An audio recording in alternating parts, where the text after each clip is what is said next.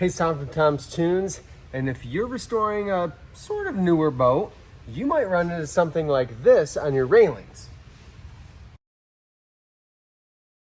What we have is a railing bolt that's through the deck. I can feel the bolt on this side.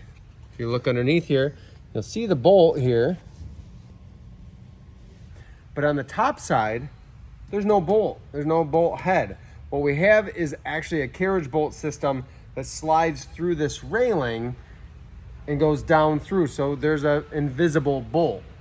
What I'm gonna do is I'm gonna take a piece of tape and I'm gonna mark where this goes through my railing so that when I take this apart, on some of these bolts are fixed and sometimes they can move. And if you're not careful, they'll move on you.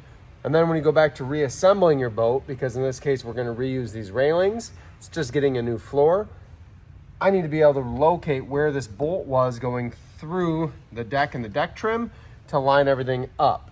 So if you look, we've put painter's tape where each of these bolts is running through.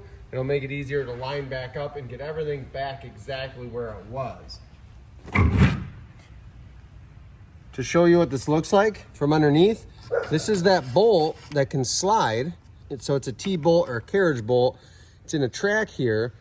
And that can move. So when I get to putting this boat back together, I need to line this back up with this tape.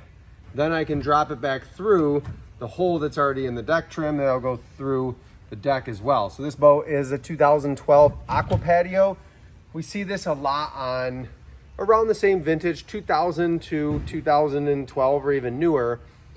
On AquaPatios, we see it sometimes on Sweetwater. So keep your eye open. If you don't see a bolt going through the railing like this, tape them off. That way when you put it back together, everything's gonna slide right back in where it used to be. Thank you for watching.